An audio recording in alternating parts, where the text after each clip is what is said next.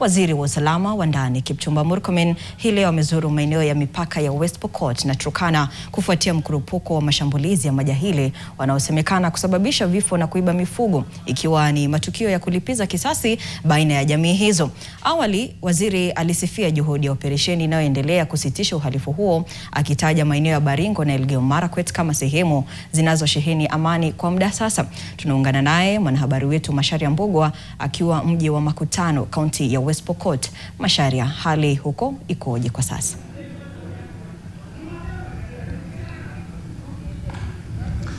Ni kweli kabisa, kama alivyoahidi hapo jana, waziri wa wizara ya usalama wa ndani Kipchumba Murkomen ameweza kufika hii leo katika kaunti hii ya West Pokot, ikiwa ni juhudi za kuweza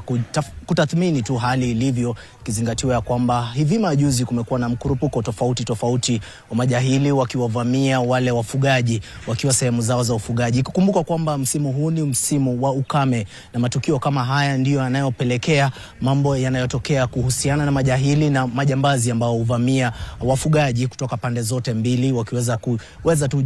kujaribu kuwaibia mifugo wao. Pia inasemekana ya kwamba hivi majuzi kumekuwa na matukio kadhaa ambayo imepelekea kupoteza maisha ya baadhi ya wafugaji kutoka pande zote mbili, ikiwa ni pande ya kaunti ya Turkana na upande wa kaunti hii ya West Pokot. Hii wanasema ni vita zile za vuta ni kuvute, ikiwa ni majibizano kutokana na juhudi ambapo wanasema hao wametuvamia, pia sisi nao tuwavamie. Lakini hii yote inaeleweka ya kwamba inaweza kushurutisha juhudi za operesheni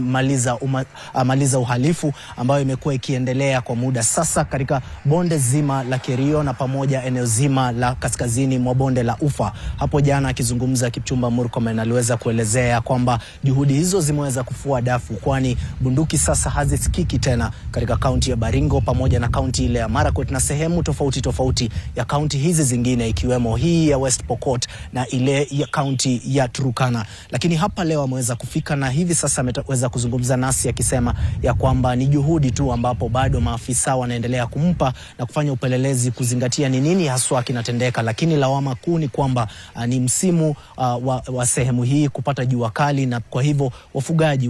wanapatana katika masehemu tofauti ya ufugaji, na hiyo inapelekea wao kuwa na vuta ni kuvute ambayo sasa imeleta maafa, ikizingatiwa kwamba siku ya Jumamosi kulikuwa na maafa ya wafugaji 3 na pamoja na msafiri mmoja ambaye alijipata katikati ya vita vya risasi baina ya polisi na wafugaji hawa na majahili wale ambao walikuwa wameiba zaidi ya mifugo 1000. Lakini hii yote amesema wanaelekea katika sehemu ya Kainuk, ikiwa ni sehemu kuu baina ya kutoka barabara kuu ya kutoka Kitale kuelekea sehemu ya Turkana, ambapo kumekuwa na mavamizi haya kwa muda kwa sasa. Lakini waziri amesema ni juhudi ambayo wanaenda kukutana na maafisa kutathmini ni kwa nini operesheni maliza uhalifu katika sehemu hiyo haijaweza kutathmini hali hiyo. Lakini kwa sasa tutakuwa tukifuatilia taarifa hiyo, na pia labda kikuu tu kuzingatia ni kwamba hii leo waziri ameweza kutumia sehemu hii ya West Pokot na ameelekea katika mji wa hapo chini wa Makutano, ambapo wanaenda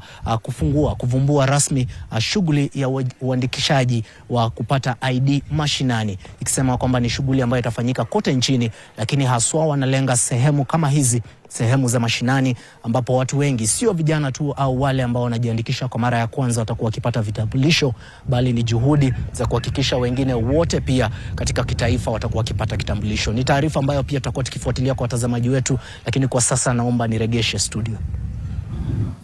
Naam, asante sana Macharia Mbugua mbashara kutoka Pokot Magharibi, na bila shaka mtazamaji, taarifa hiyo utakuwa ukipata kwa ukamilifu wake kupitia mitandao yetu yote ya kijamii @NTV Kenya.